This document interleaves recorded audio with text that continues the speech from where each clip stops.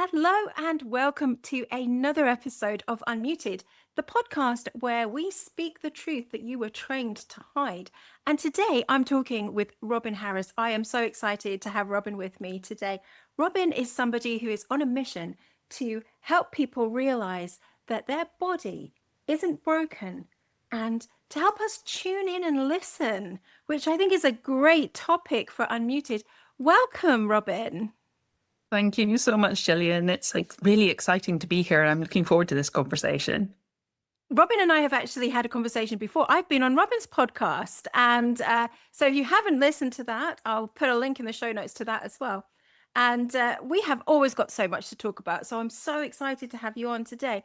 But for our listeners, Robyn, just tell us a bit about yourself. Who are you? How did you get here? What is it that you do? Gosh, I think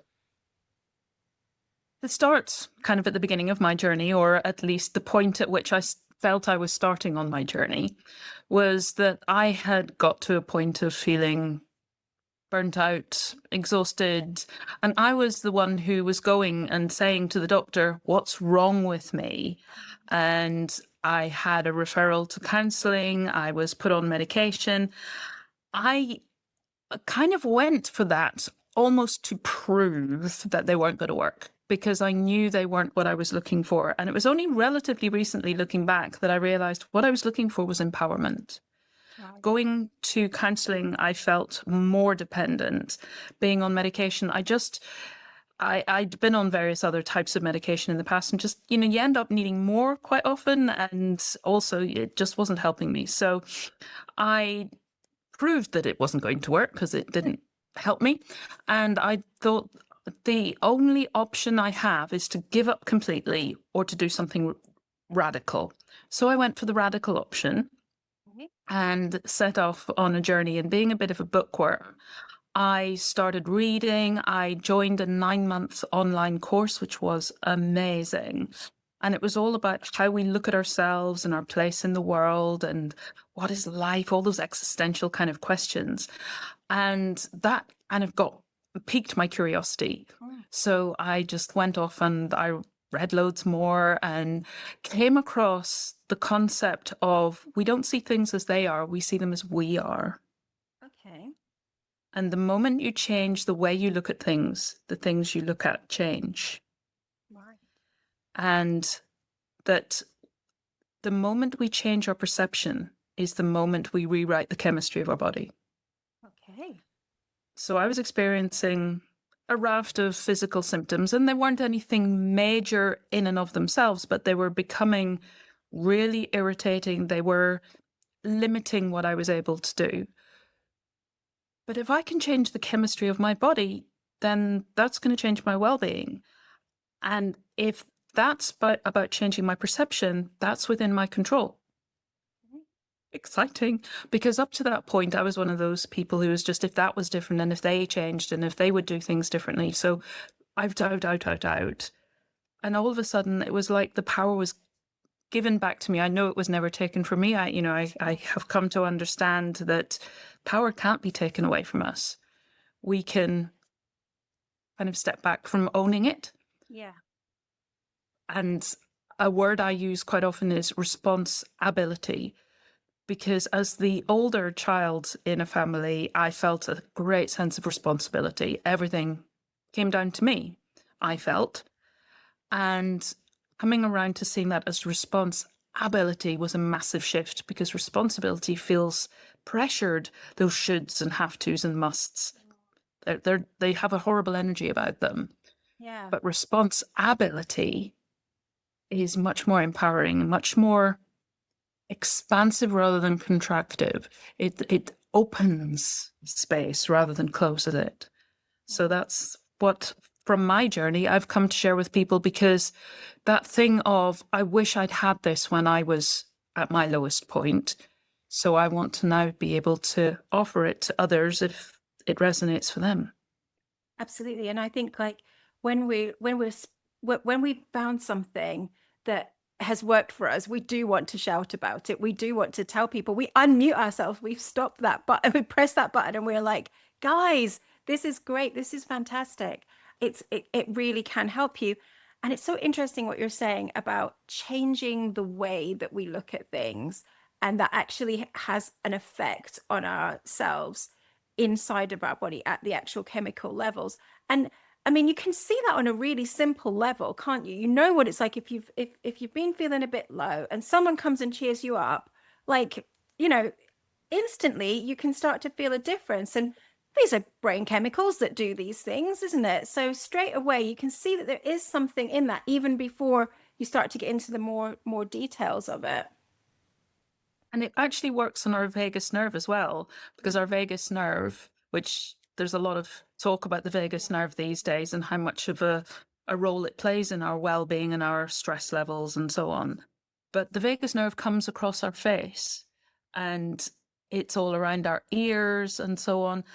So when we smile, when we do that thing of smiling, then for a start, it shows safety to other people. It's one of the ways that we indicate you're safe with me by smiling. It changes our voice and the tone and so on of our voice so that people listen to us and they feel safe. But also it works inside as well. So loosening up that jaw and smiling. And they used to have a thing where you put a pencil between your teeth to kind of put your mouth into that smile position because it feels better. Laughter yoga, it helps us Yeah. feel better. So there are so many feedback loops within our amazing body. Our body has so much wisdom. It's actually trying to support us at all times, but maybe it's just struggling with some things at the moment because of our belief systems or our conditioning. But the more we start to learn how it works and work with it and have a dialogue with it, the better we start to feel. So this is really about listening to the body, as you said before, and like in a way, you know, I've talked about finding my voice through this entire podcast series. It's really been I've been on a growth journey as I've been going through it, as I've spoke to people, and one of the reasons that I started the podcast was I wanted to speak to people who I might have needed on my journey earlier, and then to bring those people in to help other people. And so when you were on your journey, was there a time where you felt like you hadn't been able to speak about something, that there was something going on for you that you were like, I just can't even talk about this? Absolutely. The whole of my childhood, there was so much that I couldn't speak about. I talk about this in my book, but I grew up in Belfast through the 70s and 80s, so through the Troubles. And I could not understand why the two sides couldn't get along. We're all just human beings. We're all living on the same area of land. Why do we have to be so full of anger and hatred and everything? And I just couldn't understand why we couldn't see that we're human. As human beings, we have so much more in common. And although you're angry and they're angry, even that can unite us. Why does it always have to be that we are polar ends of something and arguing and fighting about things? And I know that feelings and passions and history and everything comes into it. But at the same time, I think that's a huge amount of energy that's being poured out into something so destructive, where it could actually be turned around into something absolutely beautiful. So even as a child, you had this feeling like you wanted to express that somehow, but you couldn't. It was probably in some ways as a child that was kind of beyond even language, really, in a way, to be able to express that feeling of why is life like this? Yes, and also there was a big campaign when I was growing up that careless talk costs lives. And my mum worked in a hospital and she was kind of in the thick of it. Mm, So she was a radiographer. They would bring people in who'd been kneecapped mm, and so on. So she was very conscious of the careless talk costs lives. And she would say to me, you can't say that kind of thing. There's actually been dramas recently on television. And again, they're showing exactly that.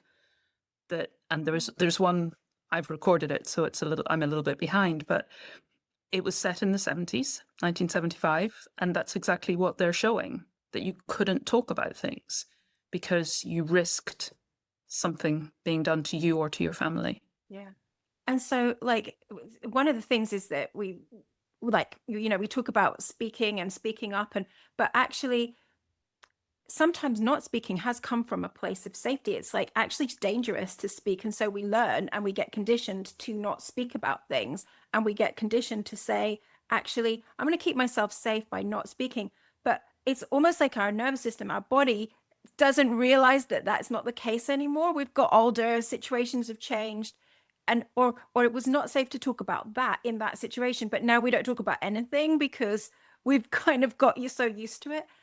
What do you think happens to us when we're not expressing ourselves?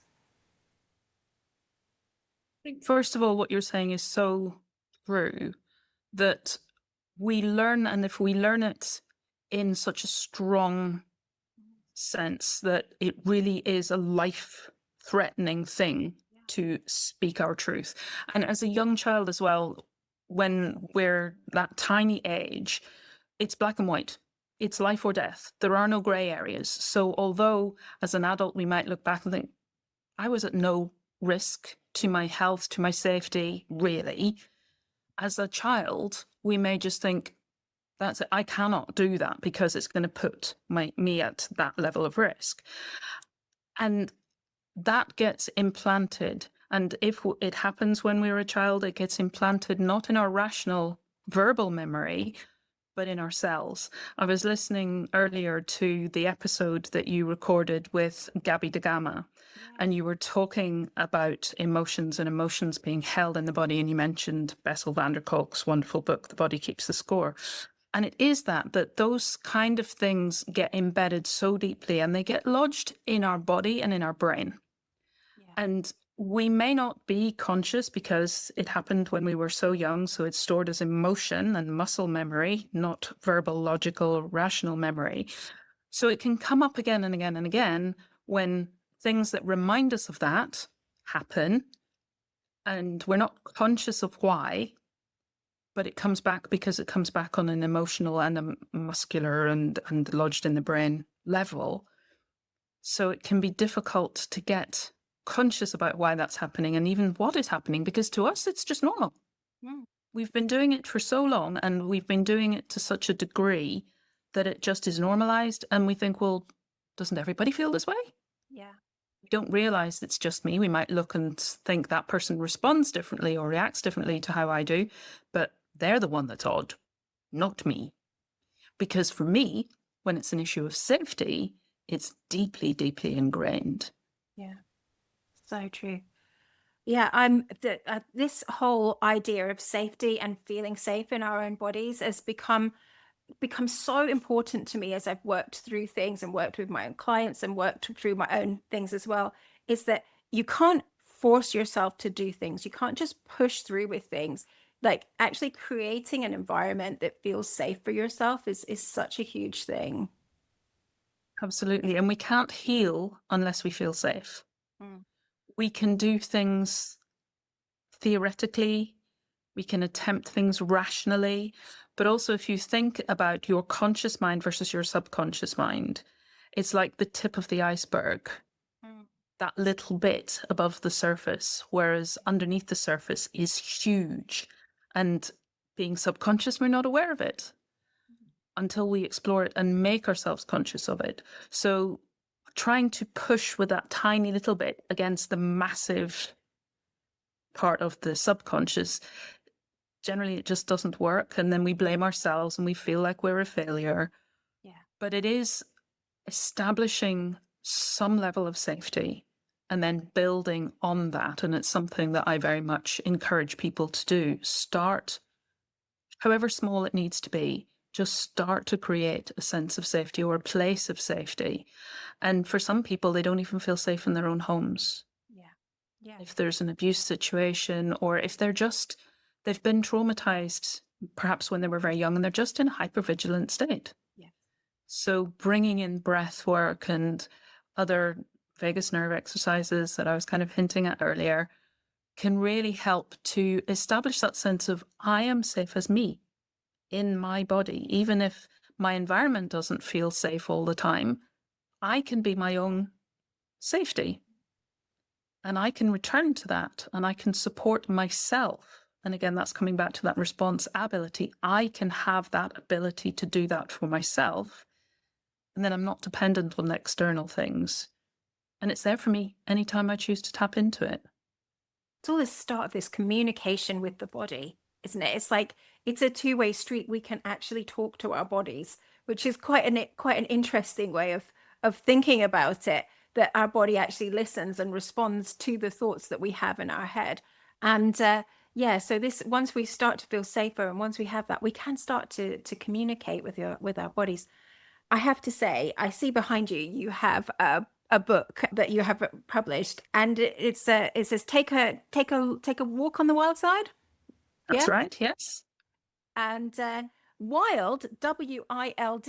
That is your, what would you call it? That your catchphrase. Yeah. Yeah. Your, It's my acronym that I've had yeah, trademarked. yeah, It's it's a way kind of expressing my journey, what I do, what I seek to share with people. And it's not a step-by-step process because no one size fits all. It's more about what I was talking about earlier, that sense of perception. mm, How do I see myself in the world? How do I see my relationship to the world yeah, and its relationship to me? Because how I see that determines my experience. Our thoughts become our beliefs, create our filters, determine our experience, yeah. and whether we feel that that's a thing that we enjoy Hmm. or a thing that makes us deeply uncomfortable, that we fight against, that we brace against. Yes, again, because then that's that putting yourself in this position where everything's when everything's in you is tense. It's like you're not at a state of ease. So yeah, it's interesting that you say that bracing. Yeah, I was talking about that with someone not that long ago, and I was saying it's like how many of us walk around and we don't even know that our shoulders are up here at our ears. And like someone says, drop your shoulders, and you go, oh yeah, oh yeah, they were up here again. What was I waiting for? What was I bracing for in my everyday life? It can be that hypervigilance, or people talk about waiting for the other shoe to drop. Yes, yeah. And we can get into that state I have and to not say, even be aware of it. Again, it becomes normalized. We don't realize that we're not breathing from, yeah, we're designed to yeah, breathe from our diaphragm, but so many of us breathe from the top part of our lungs. And again, going back to the vagus nerve, it's only when we breathe from the bottom or into the bottom part of our lungs that yeah. those parts of the vagus nerve, which sends 80% more information to the brain than the brain does downwards. Yeah. So we need that. We need that. And it is how we breathe. If you watch a toddler, that's how they Yeah. breathe when they breathe It's normally. amazing how It's as we get quickly. older, we become Yeah, tense. I love that you're wild. I love what each one stands for. I thought, well, let's just talk about what each one stands for. So W, wonder. Why wonder? Because, and some people talk about glimmers. Yeah. I think many of us, and similar to the breathing, as we get older, we start to get a bit cynical, a bit jaded, and our life has become full of those have tos and musts and shoulds, and they weigh us down. Yeah. And wonder is getting back to that childlike way of looking at the world and how everything is new and it's exciting. Why is the sky blue? What's a rainbow? Why does that do that? Look. And I love nature. Mm. And my funny story or weird story that I use around this is that I live in Wales and I have a couple of horses. So I'm out every day. The horses are out 24/7, 365. So I'm out poo picking. And every so often I find a dung beetle. And on the top, the surface, they are kind of a dull black. But when you flip them over or they flick over, they have petrol colours of purple and green and blue, electric blue. And you think, wow. Or you see sunlight coming through a leaf. And so all of a sudden you become aware of all the little the shape around the edge of the leaf, the patterns of the veins within the leaf. It's just everything can be mind-blowingly beautiful and wonderful.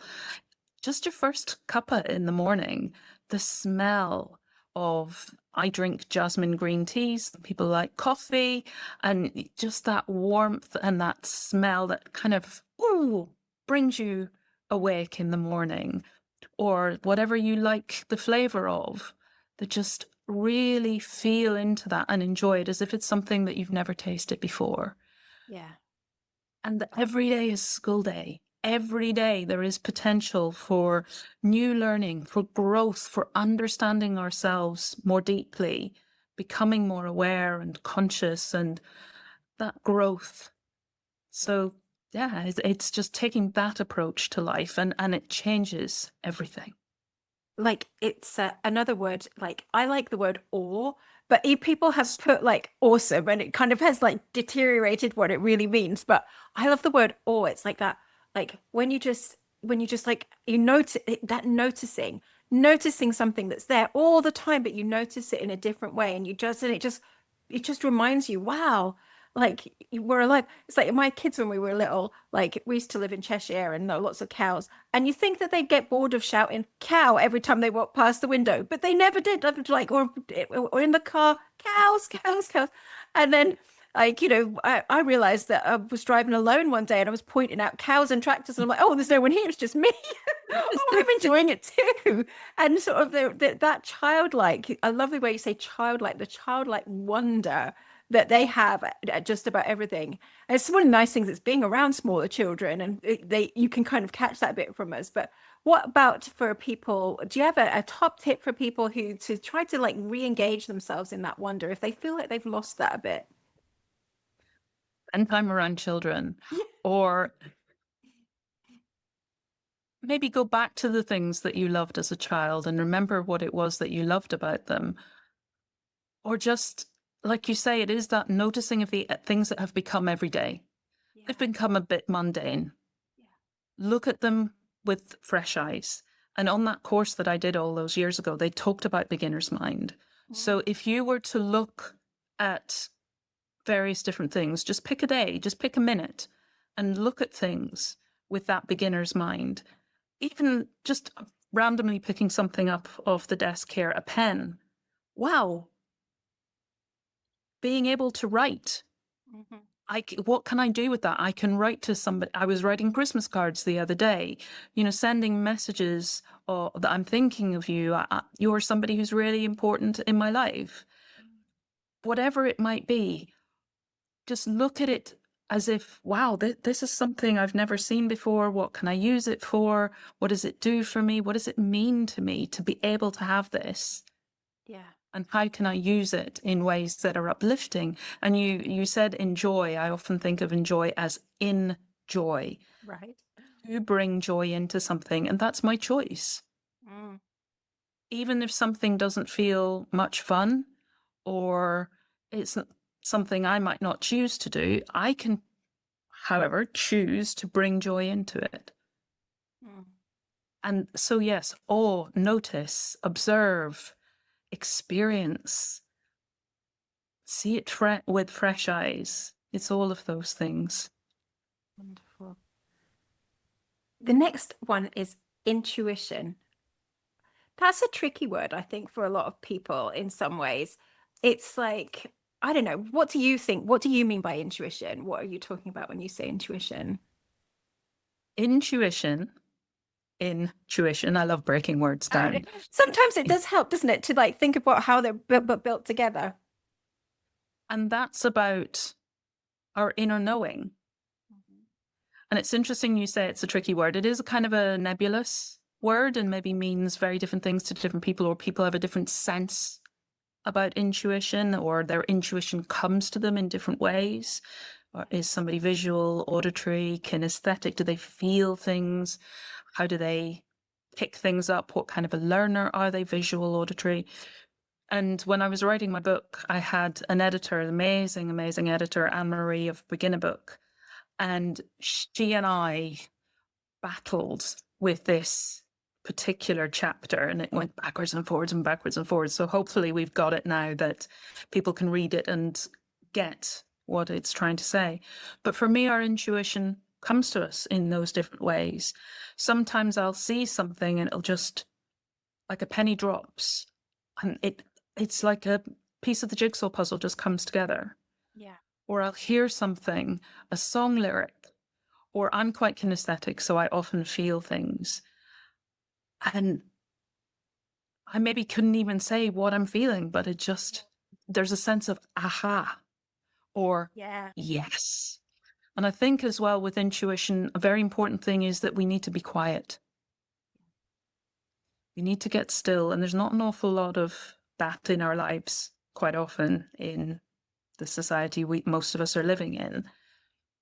So to make space for stillness, for quiet, because although people say trust your gut and you feel things, those are emotions. They're not the same as intuition. They can give us some guidance, they can be information, obviously, but our intuition, I think, is deeper and quieter. And it's just that knowing.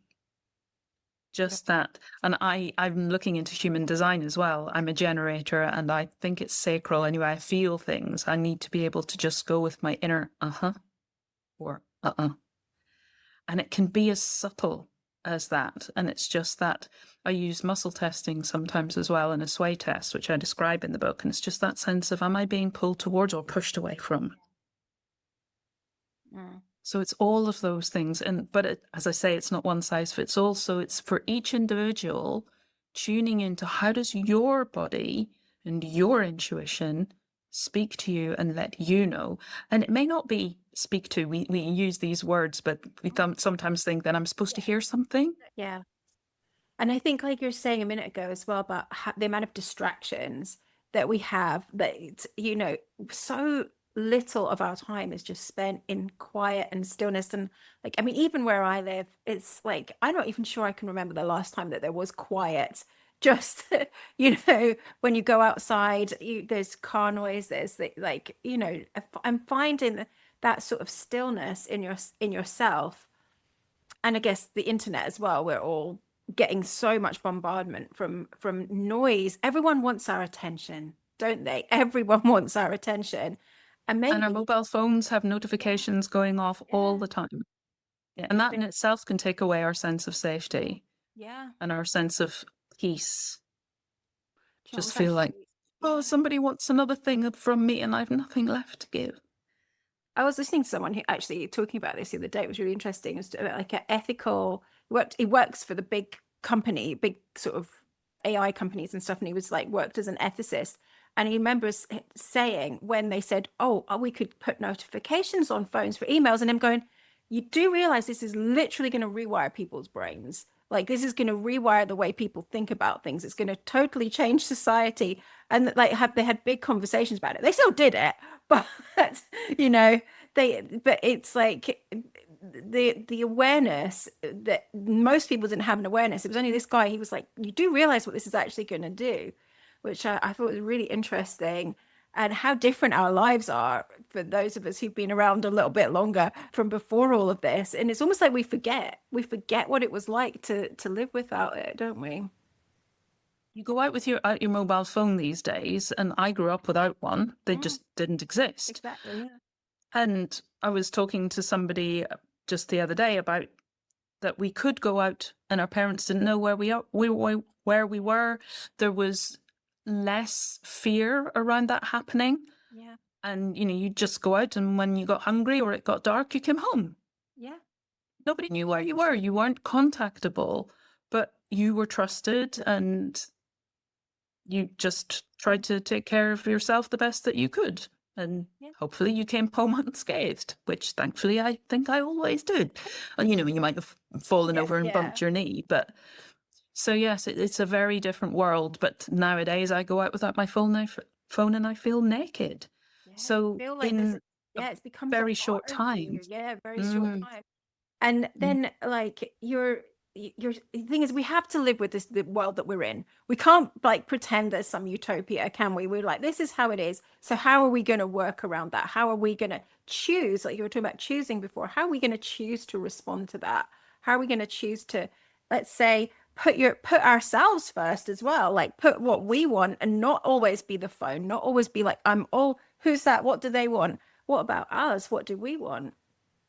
And Yes. what, and So not just us as in our brain, but what does our body want, what does our self want? yes, very much so. I think, Yeah. and we have the head brain, the heart brain, and the gut brain, and Mm, it's listening to all of them because the mm, head brain will take us in a specific direction. As with the heart brain and the gut brain, it's the three of them together in synergy and balancing each other, which is what they're there for. yes. That's why we have three, to balance each other out. And I talk about that in the book as well. But the head brain is the rational one, the heart brain is the feeling one, the gut brain is the intuitive one. Mm. In a It, not necessarily completely, but that's but kind yeah, of but the I way mean, that they work. communicate, but like, yeah. Yeah. Yeah, this is fascinating. So yeah, your elbow is loving yourself, isn't it? What do you mean when you say love yourself? Because a lot of people might think that's selfish. They might be like, actually, do you know what? We should have love for other people. We should have love for our fellow man. But what about loving ourselves? It's partly to address that balance because quite often our love is, well, I have to, because Hmm. that's what we're told when we're brought up. And certainly I remember that I was, well, you have to think of other people Yes. and you put them first and you make sure that they're happy and they're comfortable and you look after them.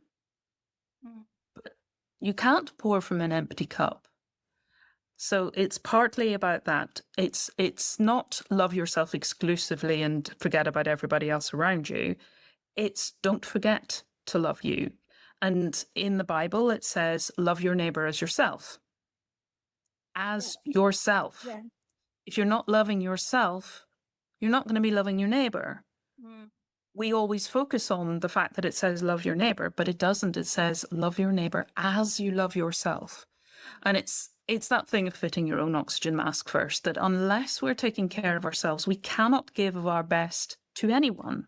Yeah. And if we're giving, giving, giving, we end up feeling resentful, depleted, exhausted, burnt out, irritable, Yeah. which is where I'd got to. So it's about remembering that you are number one in that you give to yourself in order to then be able to give to others. And the more you love and appreciate yourself, the more you love and appreciate everybody. Mm. The more compassionate you are, the more you want to give to others, but also remembering that until I've done that for myself, I can't do it for others. There's also a little kind of meme that goes around every so often, which I love, and says, you've been beating up on yourself Mm. for years now. Has it got you where you wanted to go? Mm. Maybe it's time to try a different tack. Yeah. Try loving yourself instead. And it also comes back to that sense of safety. If we are our worst critic and we are beating up on ourselves all the time, we don't feel safe. Mm. So we can't heal. It's in compassion that we heal. So it's not, when I say love yourself, it's not about the pink, foo-foo, fluffy stuff. Mm. Not to say that that's bad, but just it's something deeper than that. It's actually having compassion for yourself and for whatever comes up within you. So if it's anger, okay, Yeah. be compassionate towards the fact that you're feeling anger, but also just realize anger is a very healthy emotion when it comes up appropriately. And I think of it like if you've got a house with a burglar alarm, the anger is just saying something about your boundaries feels threatened or breached. Yeah. And that anger is there to give you the energy to address it. Oh, Anger absolutely. doesn't have to be violent. You don't have to go stomping and Yeah. slamming. But it is good to take a look and see where have they been breached or feel threatened, and then do something about that. Yeah, definitely. And it's interesting you were saying about like your critic there. In my community, we have a big I have a whole section on our inner lover. We spend quite a lot of time on that in there, because I think the inner lover could be the person who is giving us everything we need, or they could be telling us telling us nice things, but then telling us bad things the next minute. They're like gaslighting us, you know, like oh yeah, you're great, you're and then you look in the mirror and go, oh, you look really old today, or like, oh, why do you do your hair like that, or like, oh my goodness, you're not gonna wear those trousers, and you're like, the negative talk, the amount of negative talk that is in our head, and obviously a lot of this comes from conditioning. Um, and so when I think about loving myself as well, yeah, do you know what? I'm all for a bubble bath. If you want to go do that, that's fine. But I'm thinking about, well, I love myself by actually arresting these thoughts and saying, do you know what? I'm not going to talk to myself like that. I'm going to talk to myself like somebody who actually loves you. And and I'm not going to say that to myself every time it comes up, I'm going to catch it and say, no, that's not me. I'm not saying that to myself, which is work in a way, but at the same time, if you don't catch it, you're going to keep doing it, aren't you? And the more you do it, the Yeah. more you create that groove, Yes. and the other old-fashioned groove that you were stuck in Mm, starts to fade. Like a path through a meadow, the more you walk on it, the clearer it becomes. If you stop walking on it, it gets overgrown and it disappears. mm, absolutely. The neurons that fire together wire together. And also, when I often talk about what we consume. Mm, So I think that's not just the food that we eat. Obviously, I believe that's very important, but also, what am I listening to? Which podcasts am I choosing? Which music am I choosing? What radio show am I listening to? What am I reading? yeah. What am I watching on television? What conversations am I taking part in? What people am I hanging around with? They say you become the 5 people that you spend most time with. Are those people I want to be? Mm, Or are they negative? Or are they gossipy? Or are they people who make those critical comments about others? Or are they people who want to lift people up? And they don't even have to be, because of podcasts and online and stuff, they don't have to be people that we are physically in the room with. no. My favourites have been people like Brene Brown, Yeah. Gabor Mate, Bessel van der Kolk, because you can listen. Eckhart Tolle, a lot of these people, they have videos, they have podcasts, so you can listen and consume more of that. And they say we need something like 5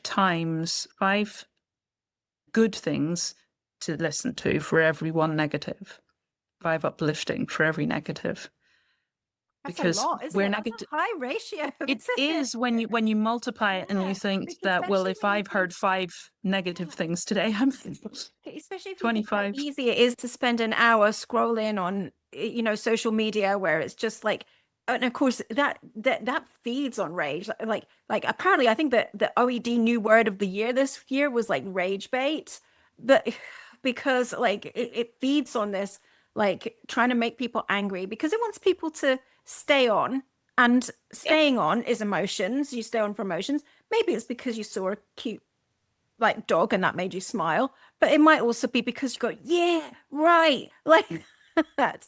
And in raising that up in you over and over and over again, that cannot be good for you. So that's choosing what our the, news stories do.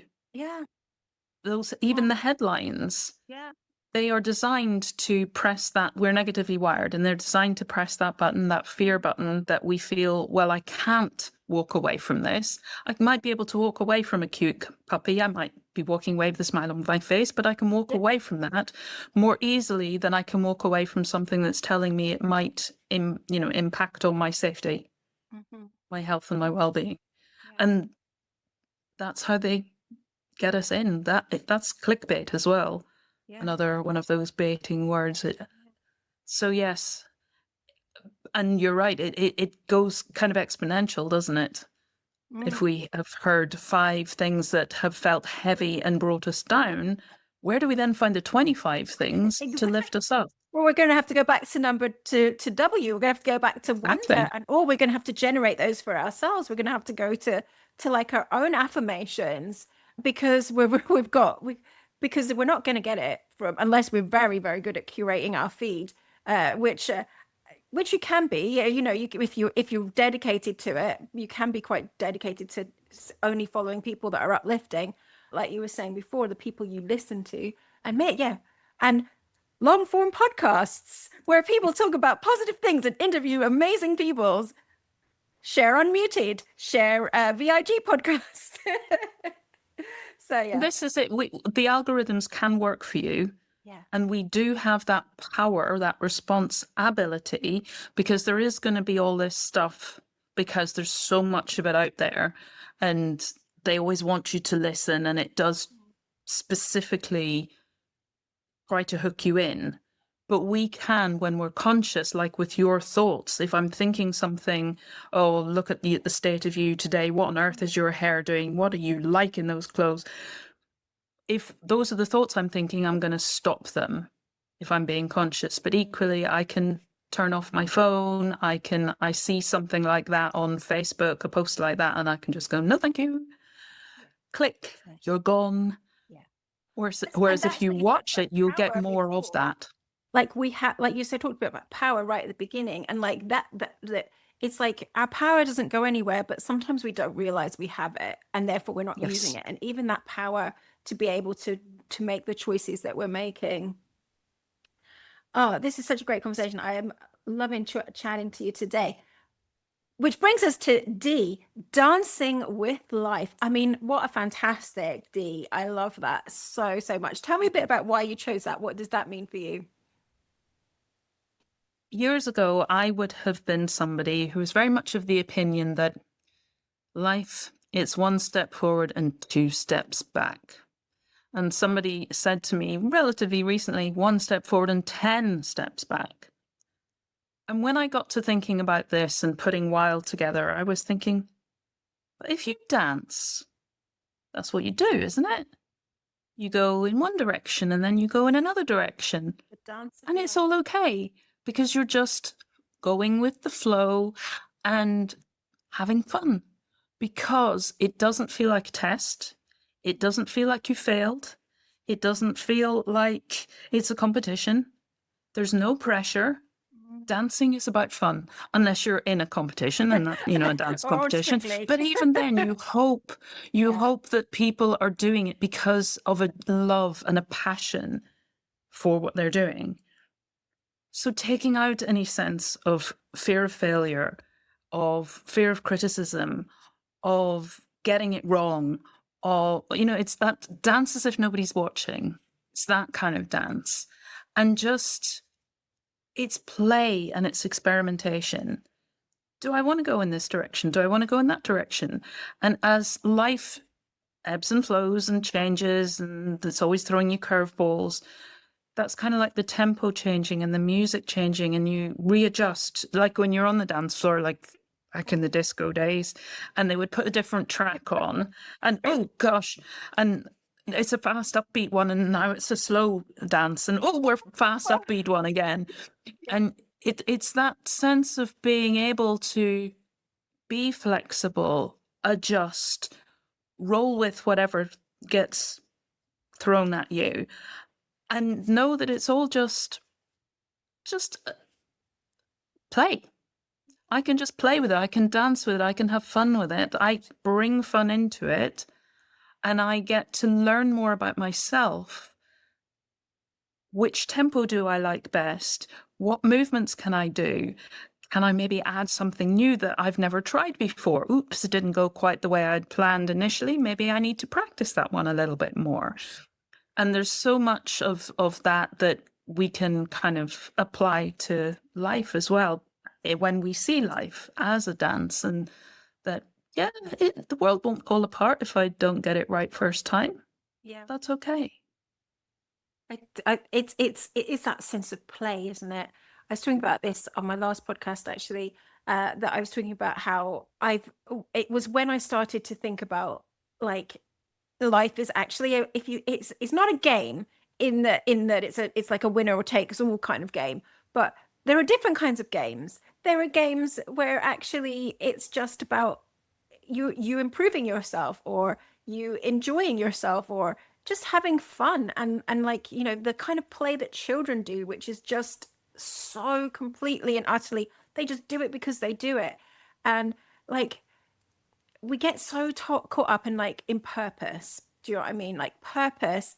I'm not saying that it's not important to have a purpose, but we get so caught up in it sometimes we can forget that actually part of our purpose is just being and playing and enjoying life. Absolutely. And in play and fun, we learn. That is the way that we learn most effectively. And they talk about gamifying. Yeah. Everything is gamified these days for that exact reason. Because we will learn more, we will stick with something more because we're having fun, we're enjoying it. There isn't that sense of competition, except maybe with ourselves. Am I going to get better than I was yesterday?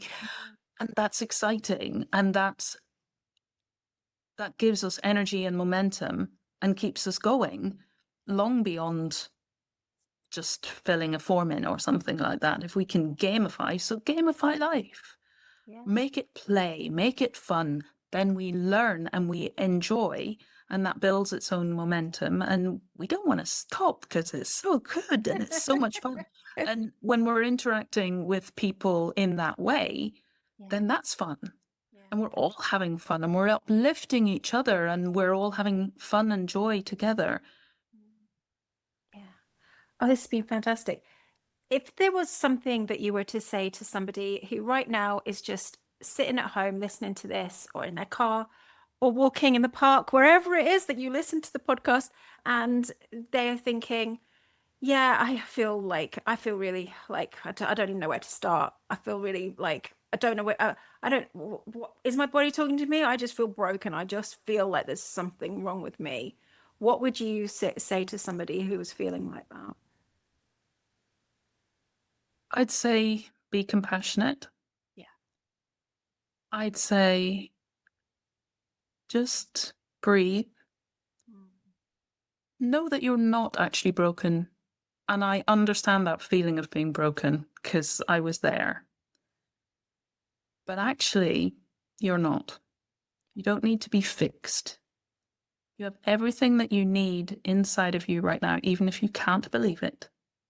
It's in there. So give yourself that space, that breather of, I'm actually okay. I might not feel it right now in this moment, but I am actually okay. And maybe the more I can start to explore that, then the more I can maybe believe it. Because I love Abraham Hicks, and they say a belief is just a thought you keep thinking.